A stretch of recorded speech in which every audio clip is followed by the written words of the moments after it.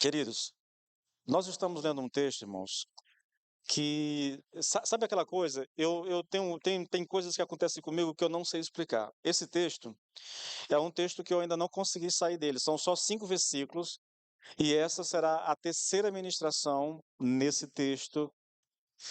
Aqui tem algumas coisas, irmãos. Na verdade, todo o capítulo 4 tem algumas coisas interessantes. Porque Paulo está lidando com um problema aqui, que é um problema da igreja com ele, tá? É uma questão pessoal. Sim, envolve outros líderes, mas a questão da igreja é pessoal com Paulo.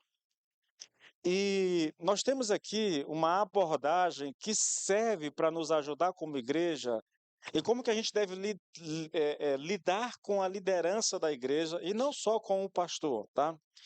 Eu convivo, querido, convivi, na verdade, durante muito tempo com problemas em igreja, problemas de conflitos dentro da igreja, de divisão dentro da igreja. Eu vi, na verdade, eu acompanhei, e eu lembro que quando eu estava fazendo o meu seminário, eu pensava que eu ia fazer o meu TCC a respeito do problema da divisão dentro da igreja, né? Porque, veja só uma só experiência que eu vou contar. Eu conheci uma igreja batista nacional lá em Imperatriz, e que essa igreja tinha um culto da tarde, culto da bênção, né? E a irmã que estava à frente desse culto, ela se tornou muito conhecida na cidade, e o culto muito famoso. Aí ela teve um problema com o pastor não teve sabedoria de lidar com a irmã, ela acabou saindo da igreja e junto com ela um grupo de irmãos saíram. Fundaram uma comunidade em Imperatriz. Essa comunidade cresceu e cresceu muito em Imperatriz, assim, muito rapidamente. Primeiro uma banda todinha de forró, os membros se converteram, foram para lá, e essa comunidade foi, durante algum tempo, o xodó da cidade. Todo mundo falava, mesmo as redes sociais, a rádio, os meios de comunicação que não eram cristãos, mas falavam porque todo mundo falava da igreja. Aí, quando estava tudo bem naquela igreja, um grupo de pessoas saíram de lá também e fundaram uma outra comunidade. E essa outra comunidade começou a crescer e muita gente que estava na primeira comunidade saiu para a segunda comunidade. Aquela comunidade começou a crescer muito a ponto de praticamente, sabe, ofuscar a primeira. Hoje a gente quase nem ouve falar mais dessa comunidade lá em Imperatriz, tá? A outra cresceu e quando estava tudo muito bem novamente, aí novamente um outro grupo de irmãos sai. Queridos, eu posso dizer para vocês que isso é o histórico de Imperatriz. Primeira igreja batista de Imperatriz tinha uma programação na sexta-feira à noite musical, chamada Sexta com Jesus. Aí começou gente de muitas igrejas irem para lá. Era um evento muito legal, musical, de adoração, muito legal. Aí depois eles começaram a fazer vigílias nessa igreja e não demorou muito tempo que o pastor que estava à frente dessa igreja foi. Sabe, a liderança da igreja não soube lidar com ele, ele teve que sair da igreja, saiu com um grupo de igrejas, com um grupo de irmãos, e fundaram aquilo que é conhecido hoje como a igreja Nova Aliança, né? Aquela igreja, a primeira igreja foi ofuscada, praticamente a maior parte dos irmãos saíram, ficou um grupo pequenininho de irmãos ressentidos, e a Nova Aliança começou a crescer. O pastor, que é o pastor presidente, pastor Nonato, foi um cara muito sábio, ele não teve problema de divisão com a igreja, essa igreja continua crescendo. Em Imperatriz, nós temos lá assim, umas 4 grandes igrejas Nova Aliança. Tem no Tocantins quase todo, tem na Europa, tem nos Estados Unidos, tem em quase todo lugar. Tem na América do Sul, aqui, Chile, Uruguai. Inclusive, tem um colega meu, né, de Imperatriz, que está lá no Uruguai pastoreando uma igreja Nova Aliança. Não, é uma Assembleia, desculpa, é uma Assembleia de Deus, é. Era um outro pastor amigo meu que pastoreou, fui tentar pastorear uma nova aliança no Uruguai, ou foi na Argentina, não lembro aqui. Mas eles têm igreja no mundo todo hoje, tá? O pastor foi sábio, tá? Foi inteligente e conseguiu manter as pessoas agrupadas ali. Os outros lá não souberam lidar com isso. Por que eu estou colocando isso? Porque isso aqui reflete problemas com a liderança da igreja. Ou quando a liderança da igreja não sabe lidar com a igreja, ou com algumas pessoas que se destacam na igreja e elas acabam rachando a igreja, acabam dividindo a igreja. O Paulo está lidando com isso, irmãos. Paulo foi o pastor fundador da igreja de Corintos. Ele fundou essa igreja. Ele ficou lá 1 ano e meio em Corinto e ele começou essa igreja. Depois ele saiu e depois que ele saiu veio Apolo, que substituiu Paulo, tá? E aí começa toda a confusão, porque Apolo era um homem muito eloquente, embora Paulo fosse, né? Mas vocês já ouviram aqui na pregação que ele resolveu se despir de toda a eloquência, de toda a retórica, para poder pregar somente Cristo. Mas Apolo não. Apolo foi e ele, na verdade, usou do dom que Deus tinha dado para ele, não resolveu abrir mão e, por causa disso, começou um problema na igreja, sabe? A igreja começou a comparar Paulo com Apolo, e aí junta com a cultura da local da cidade, e gerou uma confusão. E nós estamos aqui há alguns meses tratando apenas desse problema na cidade de Corinto, naquela igreja, tá? Eu estou dando aqui um pano de fundo assim meio que geral para você poder entender. No capítulo 4, nós temos o seguinte: Paulo diz: Assim, pois, importa que todos nos considerem como ministros de Cristo e encarregados dos mistérios de Deus. Ora, além disso, o que se requer destes encarregados é que cada um deles seja encontrado fiel. Mas a mim, pouco importa ser julgado por vocês ou por um tribunal humano. Nem eu julgo a mim mesmo, porque a consciência não me acusa de nada, mas nem por isso me dou por justificado, pois quem me julga é o Senhor. Nós trabalhamos esses versículos, hoje a gente vai trabalhar os 5. Vamos ler o texto, esse é o texto que nós vamos abordar hoje. Portanto, nada julgueis antes do tempo, até que venha o Senhor, o qual não somente trará à plena luz as coisas ocultas das trevas, mas também manifestará os desígnios dos corações. E então cada um receberá o seu louvor da parte de Deus, ou a sua recompensa, ou a sua aprovação. Isso depende muito da tradução que você está lendo. Vamos orar ao Senhor? Pai, nós te louvamos e te bendizemos. Nós damos graças, Senhor, porque nós estamos na tua presença e agora nós vamos ouvir a tua palavra. Senhor, abre os nossos ouvidos espirituais. Espírito Santo de Deus, abre o nosso entendimento de maneira que a tua palavra alcance o nosso coração em o nome do Senhor Jesus Cristo de Nazaré. Amém e amém. Queridos, eu quero chamar você, tá bom, para a gente pensar a respeito desse texto. Novamente, a gente vai continuar falando a respeito desse texto. Eu vou fazer uma pequena recapitulação daquilo que eu ministrei a semana passada, tá bom? E aí a gente continua a sequência do nosso texto. Eu encerro isso aqui hoje de qualquer forma, tá bom? Prometo que eu encerro isso aqui hoje. Irmãos, eu preciso de um celular urgentemente, porque o meu tá a vontade que eu tenho de quebrar o meu celular. Jogar ele na parede aqui, porque ele não responde com um toque mais, tá? Preguiçoso. Escute, querido, escute. Paulo está aqui fechando essa argumentação a respeito do problema que ele tinha com a igreja lá, com a liderança da igreja, tá bom? Era um problema pessoal daqueles irmãos com Paulo. Isso é um fato, tá? Pessoal. A, aquela liderança, ou parte daquela liderança, não gostava muito de Paulo. Veja, a palavra, portanto, aqui indica que Paulo está finalizando esse argumento, tá? O argumento de Paulo aqui é que o líder, o pastor, ele foi chamado por Deus, comissionado por Deus, e a sua fidelidade é a Deus. Por quê? Porque é diante de Deus que um dia ele vai prestar contas ao Senhor, tá? Então, esse é o, esse é o argumento de Paulo.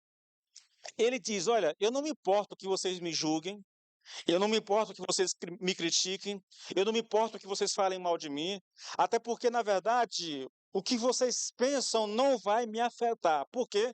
Porque eu fui chamado por Deus e eu vou prestar contas diante de Deus. É isso que ele está colocando, tá bom? Então, olha só, Portanto, não julgueis antes do tempo, querido. É disso que nós vamos tratar aqui. Qualquer julgamento ao ministério de Paulo ou de qualquer outro líder ou pastor seria precipitado. Paulo está dizendo. E por que que esse juízo, querido, seria precipitado? Primeiro, porque eles não tinham condições de realizar um julgamento justo e porque não era deles a prerrogativa de julgar Paulo. Irmãos, isso é muito interessante, querido, porque a gente precisa ter consciência daquilo que está sendo dito aqui. A igreja não tinha a prerrogativa de julgar a motivação do coração de Paulo ou de qualquer outro líder que passou por aquela igreja, de Apolo ou qualquer outro, entendeu?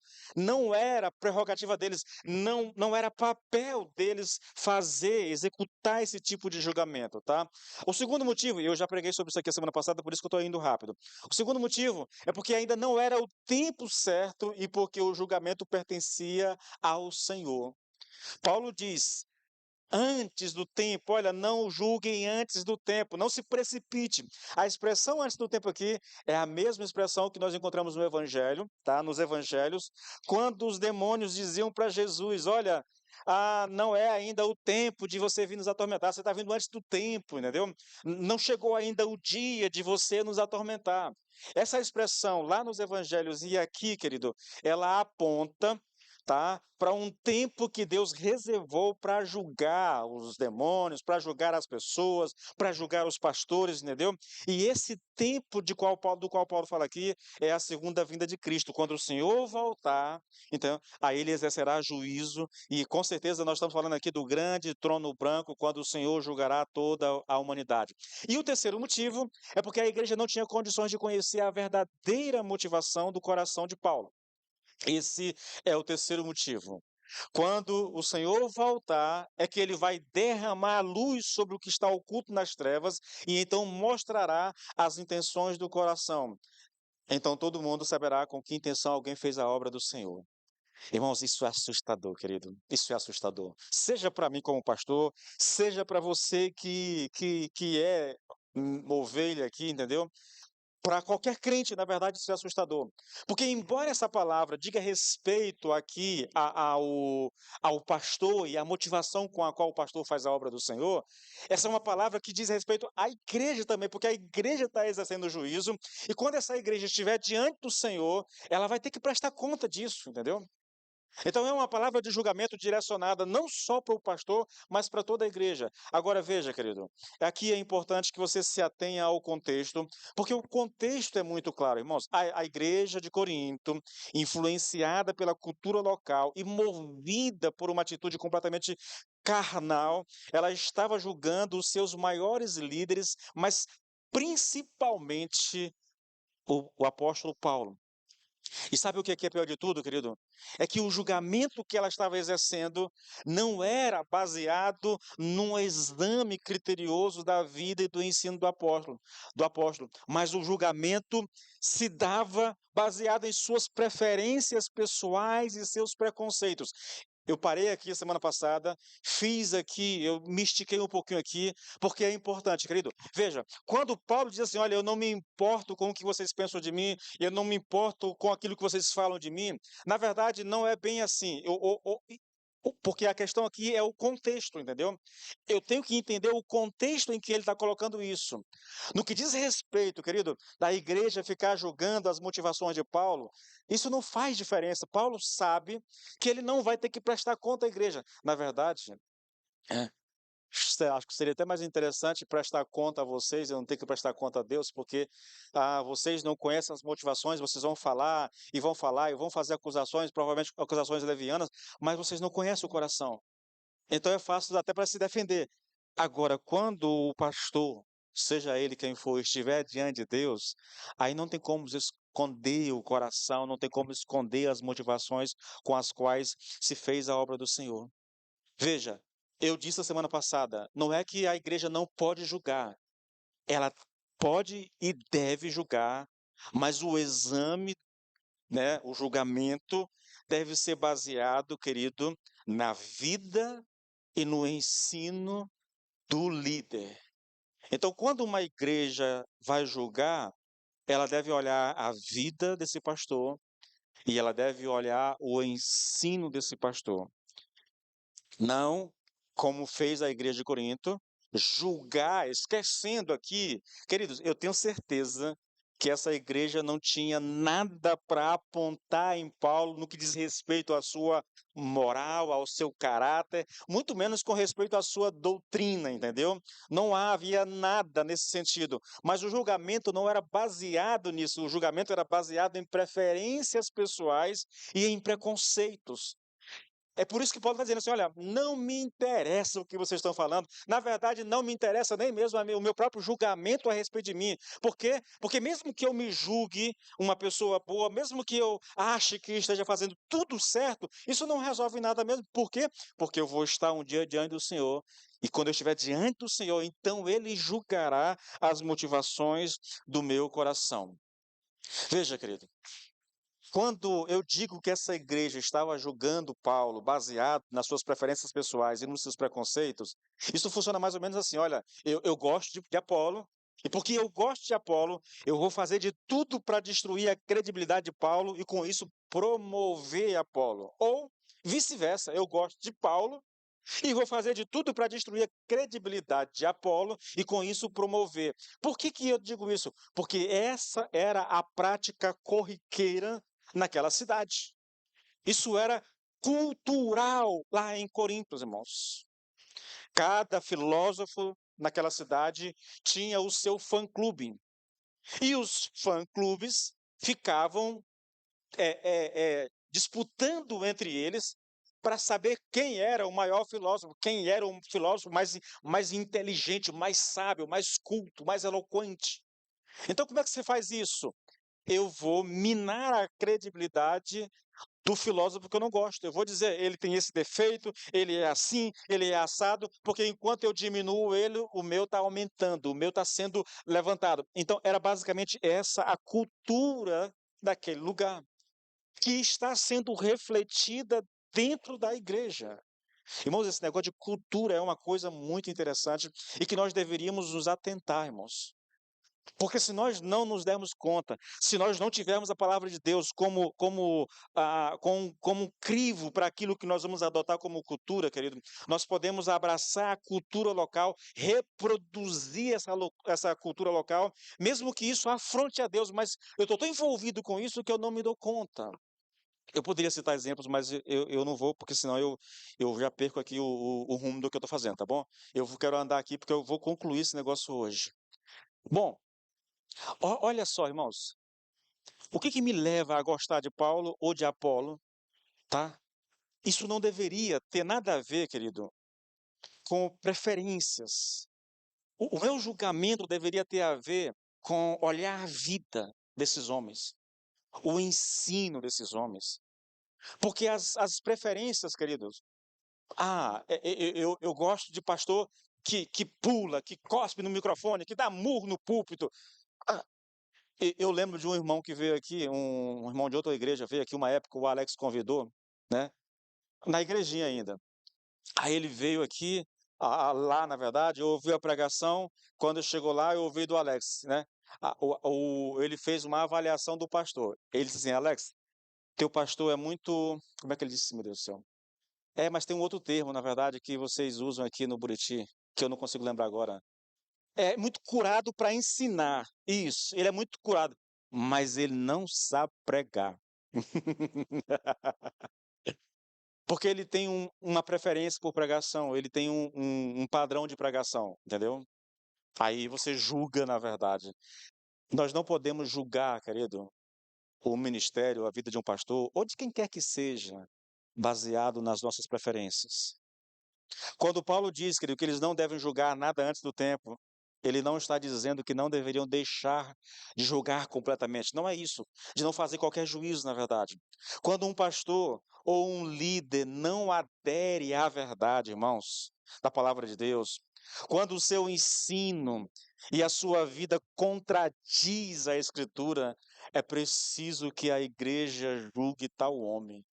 O que Paulo proíbe aqui, querido, é que se critique uma pessoa cuja doutrina e conduta estejam em harmonia com a Escritura Sagrada. E, queridos, preste atenção nisso aqui, porque isso aqui é o cerne dessa questão que nós estamos tratando aqui, tá bom?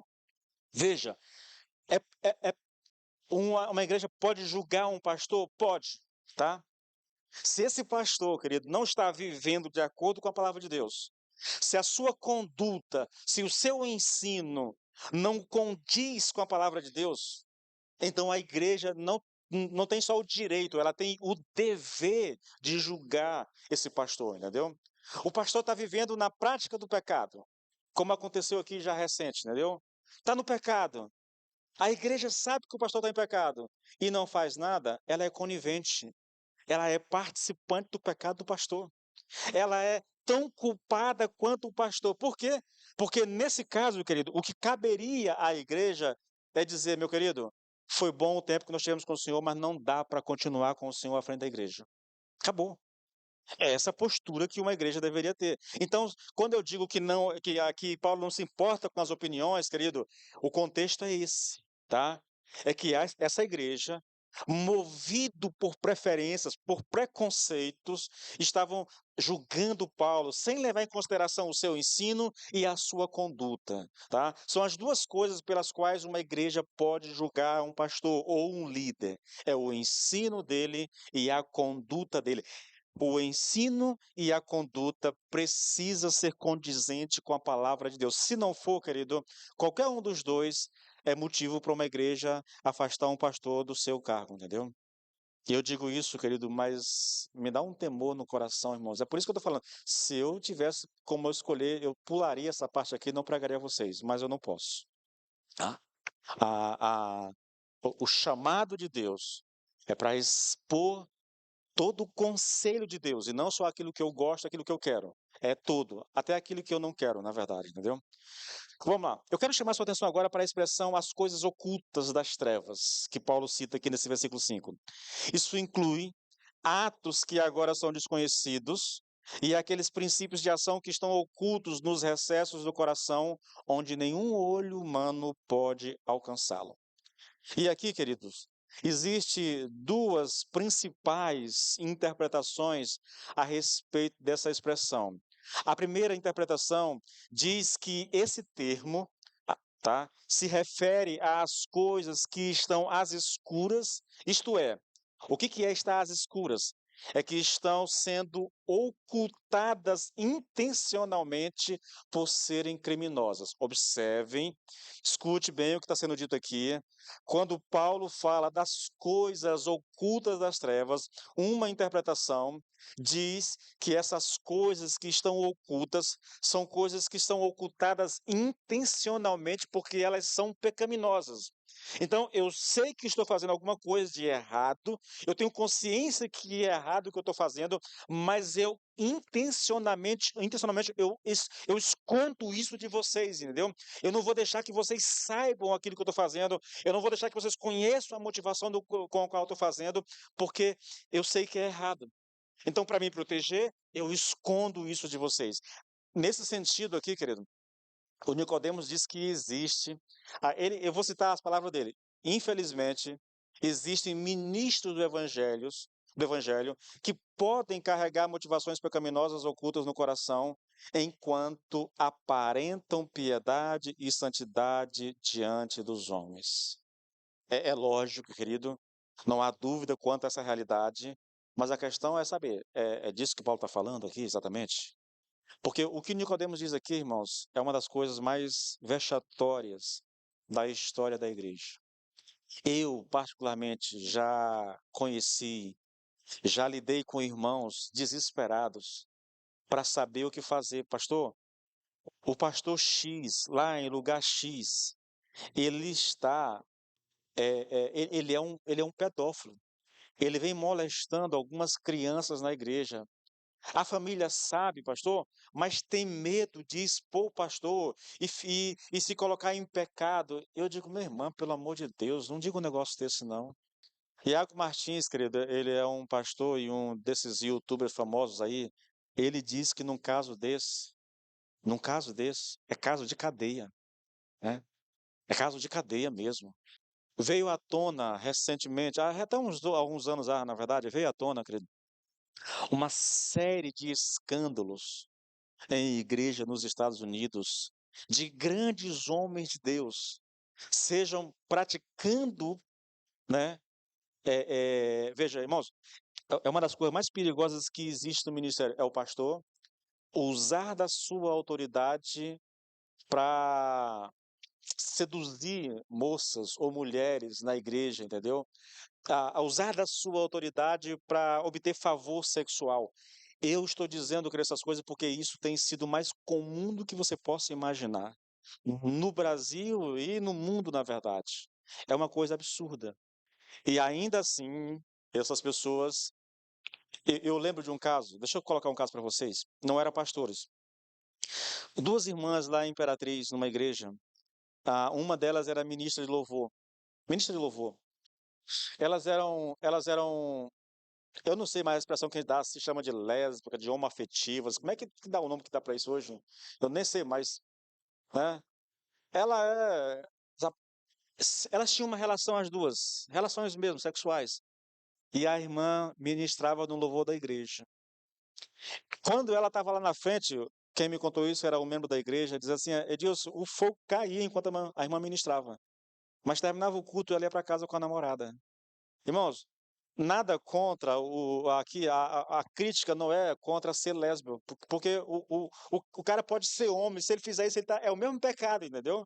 Ele está ministrando louvor, ele é jovem, solteiro, está ministrando louvor, e sai daqui e vai com a namorada pro motel. O pecado é o mesmo, irmãos. Se é duas mulheres, se é dois homens, uma mulher, um homem, isso não faz diferença nenhuma. Para Deus, o pecado é o mesmo, na verdade. O que eu estou dizendo, querido, é que, sim, aqui à frente é muito fácil a gente vestir uma veste de santidade, entendeu? E pousar de santo. Cuidado com isso, querido. Essa é a primeira interpretação. As coisas ocultas das trevas têm a ver com esconder intencionalmente atos pecaminosos. A segunda interpretação, e aí eu cito agora um comentarista que eu acompanho, chamado Simon Kistemaker, ele diz que essa expressão aqui tem conotação neutra e se refere simplesmente a coisas que são desconhecidas. Você percebe? São duas interpretações bem diferentes. Uma diz que são coisas que estão sendo escondidas intencionalmente e a outra diz que não, são coisas que eu faço e nem me dou conta e que estão desconhecidas de vocês, na verdade. Seja qual for, irmãos, a interpretação correta, eu acredito que elas se complementam, na verdade, entendeu? Mas seja qual for a interpretação correta, isso não importa, sabe por quê? Porque no final das contas, todos, todos seremos julgados pelo Senhor e cada um vai receber a recompensa que merecer.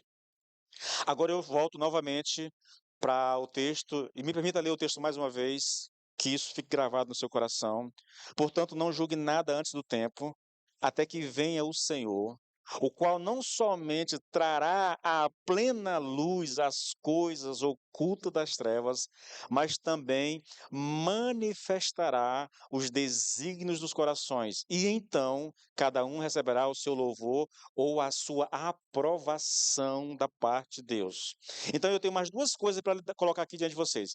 Primeiro, a expressão os desígnios do coração. Olha o que Paulo diz que quando o Senhor trouxer isso à luz, né, se manifestará os desígnios dos coração. O que é isso? Desígnios do coração. Bom, essa expressão, querido, ela diz respeito aqui às intenções, desejos e motivações interiores dos obreiros e que são ocultas aos homens, pois eles não conhecem os corações. Diz respeito a isso. Os desígnios dos corações é aquilo que move o coração do pastor, tá? Que move o coração do pastor, mas que está oculto a vocês. Olha, embora eu diga, né? Eu chamo vocês para uma tarde de consagração, nós vamos nos consagrar. É possível fazer isso com a motivação errada. E eu esconder isso de vocês. Vocês não têm como saber qual é a minha motivação. É lógico, vocês sabem porque eu venho dizendo para vocês. Nós estamos orando na segunda, na quarta, na sexta, na terça-feira. Nós vamos tirar um tempo de consagração no domingo, porque nós estamos buscando no Senhor o batismo com o Espírito Santo. A motivação para vir para cá, a minha motivação para vir para cá é só essa, entendeu? Mas é possível alguém chamar a igreja para um evento, para um retiro, para alguma coisa e esconder a motivação do coração, principalmente quando a questão é financeira. Veja, querido, somente Deus conhece os desígnios do coração do homem.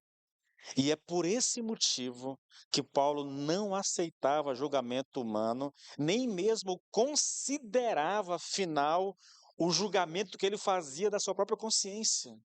Não me importo de ser julgado por vocês, não me importo de ser julgado por um tribunal humano.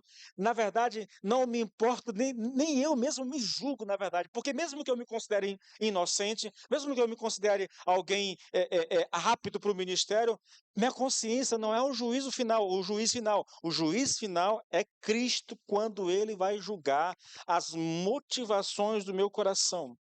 Observe aqui uma coisa, irmãos. Conceitualmente, há muita semelhança entre as coisas ocultas das trevas e os desígnios do coração humano. Entretanto, parece que a primeira expressão diz respeito às práticas pecaminosas, que são intencionalmente escondidas, e a segunda se refere apenas ao fato das pessoas não conhecerem as motivações dos líderes e dos pastores. E, para mim, as duas expressões, elas se casam e formam um conceito. Ela diz respeito a intenções ou a má intenções que se escondem propositalmente, mas diz respeito também, querido, né, ao fato das pessoas não conhecerem aquilo que vai no coração do pastor. Dá no mesmo, na verdade. O fato, irmãos, é que só o Senhor Jesus Cristo está apto para exercer esse juízo. O Senhor Jesus vai trazer à luz os atos secretos e os motivos ocultos de todo ser humano. Ele exercitará a prerrogativa de julgar o coração e a consciência, uma prerrogativa que ninguém, senão um ser que é onisciente, pode legitimamente reivindicar. Irmãos, falando de julgamento, esse é um ensino das Escrituras. No dia em que nós estivermos diante do Senhor para sermos julgados, a Bíblia é muito clara, nós seremos julgados pelas nossas atitudes, tudo que eu fiz, tudo que eu fiz. Eu vou ser julgado pelas palavras, tudo que eu disse. Sabe aquela coisa? Ah, foi sem querer. Ah, não era a minha intenção. Isso funciona para nós num relacionamento interpessoal. Mas diante de Deus, querido, isso não funciona. Por quê? Porque Deus sabe porque eu fiz o que fiz, Deus sabe o porquê eu disse o que disse, entendeu? Deus sabe, Deus conhece, Ele é onisciente. E eu vou ser julgado também pelos meus pensamentos. Escute bem, querido. Essa é uma razão para nós, como igreja, e aqui eu não falo mais só de relação pastor-ovelha, mas eu falo relação igreja, irmãos, irmãos e família e sociedade. É uma coisa que abrange toda a nossa vida como pessoa, entendeu? Nós seremos julgados diante do Senhor. E por mais que eu ache que não esteja fazendo nada de errado, querido, e talvez realmente me prive de alguma coisa de errado, eu posso estar pensando alguma coisa de errado.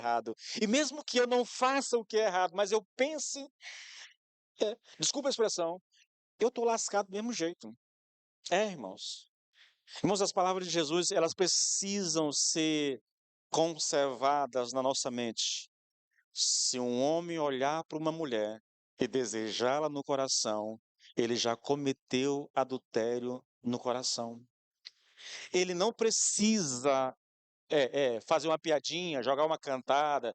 Ele não precisa forçar a mulher a ter relação com ele. Ele não precisa nem conhecer, nem estar com a mulher. Apenas desejá-la no coração. Pode ser, querido, uma atriz famosa que o cara está vendo aqui, assistindo um filme, vê uma cena sensual e ele começa a imaginar no coração aquela mulher e desejá-la no coração. Ele nunca vai vê-la pessoalmente, mas ele pode cometer adultério ou fornicação ou qualquer tipo de pecado na mente. Na mente. E quando ele estiver diante de Deus, esse pensamento terá o mesmo poder, o mesmo peso, desculpe, o mesmo peso da prática. Da prática, entendeu? Não faz diferença para Deus, querido. Se eu fiz, se eu disse ou se eu pensei. Não faz diferença. Para Deus, tudo isso tem o mesmo peso. É lógico, socialmente são coisas diferentes. Socialmente não haverá tal juízo.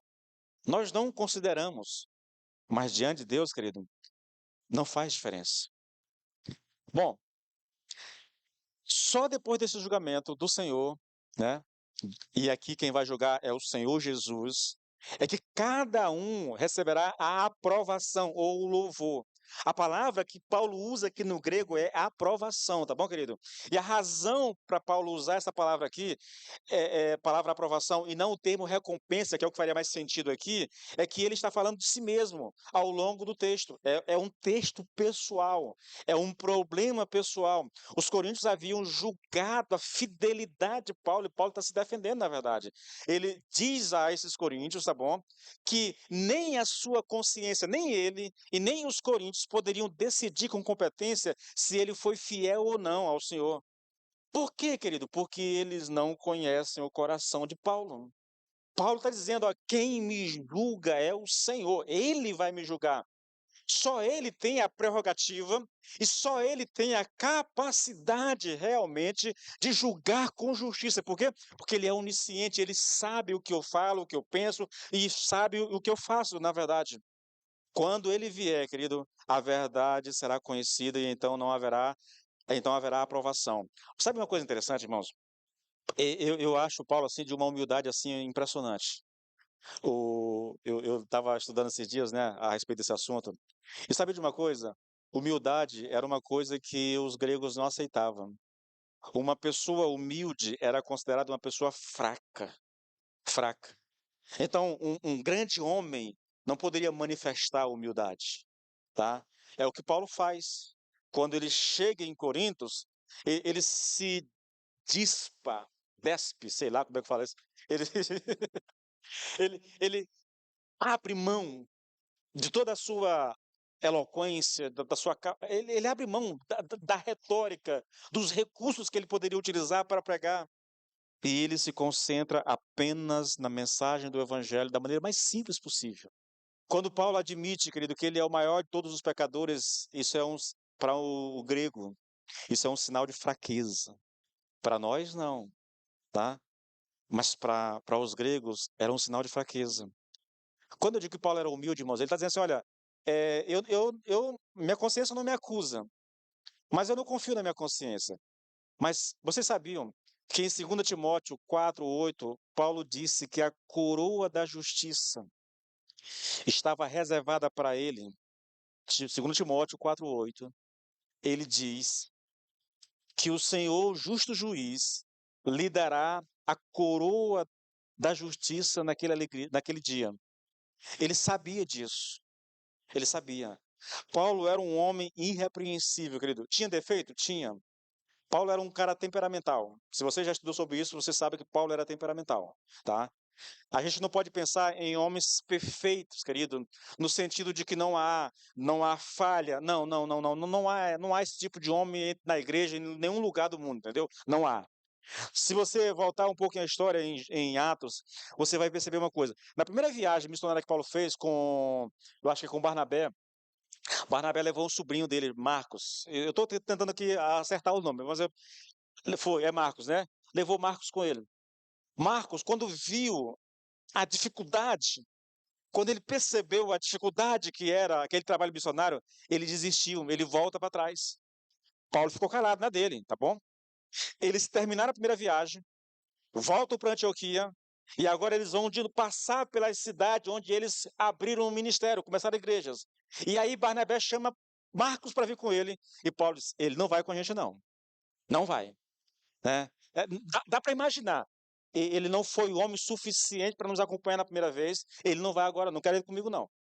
E houve uma confusão entre Paulo e Barnabé, uma confusão tão grande que os dois amigos, parceiros de ministério, se separaram. Por quê? Por causa do temperamento de Paulo. Entendeu? Temperamento de Paulo. Tinha um temperamento muito forte, irmãos. Mas isso, querido, não o desqualificava para o ministério. Por quê? Conduta irrepreensível, irmãos. doutrina bíblica 100%, entendeu? Isso não o desqualificava como pastor, como obreiro, como o missionário, como um apóstolo, entendeu? Na verdade, o Senhor Jesus disse para ele que havia uma coroa de justiça guardada para ele, tá? Ele poderia muito bem dizer assim: olha, eu estou garantido, eu sei quem eu sou, eu sei do meu chamado, eu sei que eu estou cumprindo. Lá em 2 Timóteo ele diz isso lá no final do seu ministério: ó, acabei a carreira, guardei a fé, né? Ele concluiu, ele fez exatamente aquilo que Deus o comissionou para fazer. Mas ainda assim, querido, ele diz que não é a competência dele e não é a competência da igreja julgar o pastor. A competência é apenas de Deus. É apenas de Deus. Eu quero colocar aqui um ponto, rapidinho, irmãos, horário, meu Deus. Olha, eu preciso destacar aqui algo, querido, muito rapidamente. Veja, Paulo não está dizendo que não se pode julgar e avaliar os ministros do evangelho no presente, tá? Ele mesmo já tinha feito isso com algumas pessoas. Você pegar 2 Coríntios 11, versículo 13, olha só, Paulo diz assim: porque os tais são falsos apóstolos, obreiros fraudulentos, transformando-se em apóstolos de Cristo. Ele está fazendo uma crítica e uma condenação a falsos apóstolos. Então ele está julgando pessoas que se apresentaram como pastor da cidade de Corinto. Ele está dizendo: ó, são falsos apóstolos. Mas ele não se contenta nisso. 2 Coríntios 11 também, versículo 26, ele diz assim: olha, em viagem, muitas vezes, em perigos de rios, em perigos de assaltantes, em perigos entre patrícios, em perigos entre gentios, em perigos na cidade, em perigos no deserto, em perigos no mar. E ele termina dizendo: em perigos entre falsos irmãos. Ele está exercendo juízo, irmãos. Qual é a diferença entre o julgamento que Paulo faz dessas pessoas aqui, dos falsos apóstolos, dos falsos irmãos, e o julgamento que ele proíbe aqui no texto que nós estamos estudando, irmãos? É bem simples, querido. No primeiro caso, esses obreiros demonstraram claramente pelos seus atos e a sua doutrina que eles não eram de fato ministros de Cristo. Ponto. Irmãos, se um pastor se apresenta como pastor de uma igreja e ele começa a distorcer a palavra de Deus e ele tem uma conduta reprovável lá fora, na sociedade, esse camarada é um falso pastor, irmãos.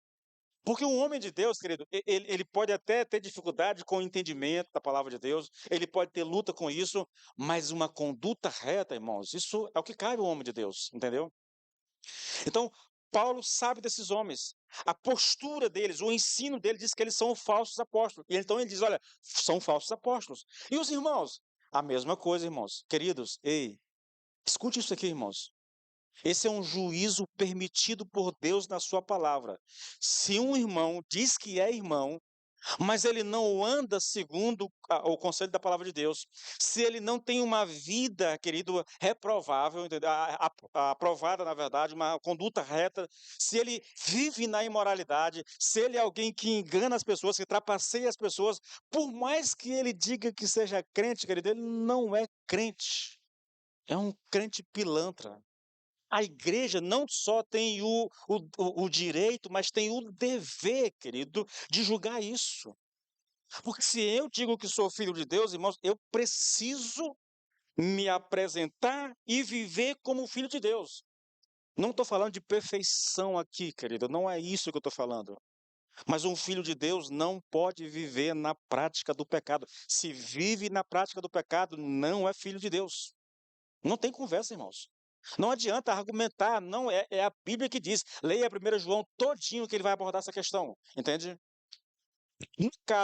No segundo caso, querido, que é o caso que nós estamos lendo aqui, tá? Em 1 Coríntios 4, 5, ministros fiéis de Cristo, e eu posso citar aqui Paulo, Apolo aqui, né? Eles estavam sendo julgados e avaliados com base em critérios humanos. Ah, eu não gosto porque ele não atende àquilo que eu quero num pastor. Ele não corresponde ao meu ideal de pastor. A pregação dele é muito fraca, então eu não gosto dele. Isso não é critério para julgar um pastor, querido. Tá, você não gosta da pregação dele, mas a pregação dele é bíblica. É, então, meu filho, não tem o que fazer. Ele está vivendo uma vida reta, tá? Então calha a boca. É esse, é essa a diferença, tá? Entre esse julgamento que Paulo faz em 2 Coríntios e esse julgamento que ele proíbe aqui. Finalizando aqui, querido. A lição aqui, a implicação é muito clara para nós, irmãos. E eu estou preocupado por causa do tempo aqui, tá? Obreiros, líderes e pregadores que cometem pecados evidentes a todos, seja de natureza moral, seja doutrinário, estão sujeitos ao julgamento da igreja mediante o processo disciplinar instituído nas Escrituras. Mateus 18. Se o teu irmão pecar contra ti, vai até ele. Se ele se arrepender, graças a Deus. Se ele não se arrepender, leve uma testemunha. Foi lá com a testemunha? Foi. O irmão se arrependeu? Não. Chame ele na igreja. Reúna a igreja, apresente o caso. Ele não se arrependeu? Manda cascar fora. Não é crente. É simples, irmãos. Essa postura não é só para o irmão. Essa postura é para o pastor. Essa postura é para o crente. Não importa quem ele seja, não importa o título dele. Esse é o tratamento de Deus em relação ao pecado. É essa postura que nós devemos tomar como igreja, querido. Como igreja. Queridos, grave bem o que eu vou te dizer. Um dia, eu não sei quando, e eu não sei quanto tempo vai demorar, mas isso não faz diferença. Um dia, eu, você, cada um de vocês. Mesmo, pastor, mas eu não sou crente, pastor. Você vai estar lá do mesmo jeitinho. Na verdade, a sua situação é pior ainda, tá bom? Porque os crentes, por mais que tenham errado, por mais que tenham cometido pecados, porque eles creram em Jesus Cristo, porque eles confessaram a Jesus Cristo como seu Senhor e seu Salvador, mesmo os erros que eles fizeram nesse dia serão apagados e eles vai desfrutar da eternidade com o Senhor. Agora, aquele que não tem Cristo como seu Senhor, como seu Salvador, quando ele chegar diante do Senhor, querido, que ele for reprovado pelo Senhor no seu julgamento, queridos, é impressionante. O texto bíblico diz assim: olha, aquele que não tiver o seu nome escrito no livro da vida, esse será lançado no lago de fogo e enxofre. Imagine só a cena, para nós encerrarmos. A cena é a seguinte: toda a humanidade se apresentará ao Senhor. Vamos lá. O Edilson é chamado e vai prestar conta. Eu imagino que no céu haja tecnologia de ponta. Então, minha vida será mostrada desde o meu nascimento até a minha morte. Vai ser mostrado o que eu fiz, o que eu disse e o que eu pensei. Vai ser exibido diante do trono. Eu sei, querido, e eu tenho consciência plena de que eu serei reprovado nesse dia. Eu vou ser reprovado nesse dia. Não tenho dúvida quanto a isso. Por que o senhor diz isso, pastor? Porque eu não sou perfeito. E o padrão de Deus é a perfeição. Fui apresentado, sou reprovado. Aí vem uma pergunta, irmãos, Apocalipse 20, leia lá. Vem uma pergunta: o nome dele está registrado no livro da vida? Tá. Então, meu querido, Deus te abençoe, vá na paz, vá viver a eternidade com Deus. Ah, mas o nome dele está no livro. Não, não está no livro da vida. Então eu sinto muito por você. O seu lugar é o lago de fogo e enxofre. Se você acha que eu estou inventando alguma coisa, leia Apocalipse 20 antes de dormir e você vai ver isso descrito. O grande julgamento, os livros sendo abertos, as pessoas vão prestar conta daquilo que fizeram. E no final das contas, a pergunta que importa é: o nome dele está no livro da vida? Porque se tiver, querido, mesmo que tenha pecado, mesmo que tenha errado, o sangue de Jesus Cristo cobre os nossos pecados e nós somos perdoados.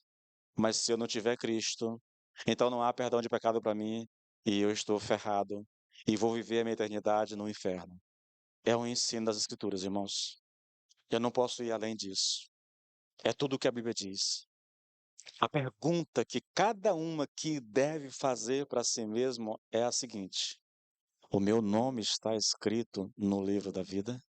É você que tem que responder para você, querido, ou para Deus. Não é responder para o pastor. Porque nesse dia não tem pastor para ajudar, para aconselhar. Nesse dia você estará diante do juiz de todo o universo.